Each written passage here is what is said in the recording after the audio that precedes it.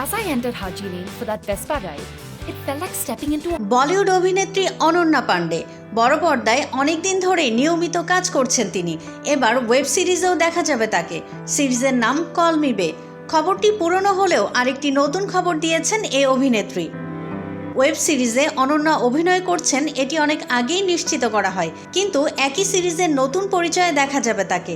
প্রথমবারের মতো দায়িত্বশীল সহকারী পরিচালক হিসেবে দেখা যাবে তাকে। সম্প্রতি একটি পোস্টের মাধ্যমে সামাজিক যোগাযোগ মাধ্যম ইনস্টাগ্রামে নিশ্চিত করেন তিনি।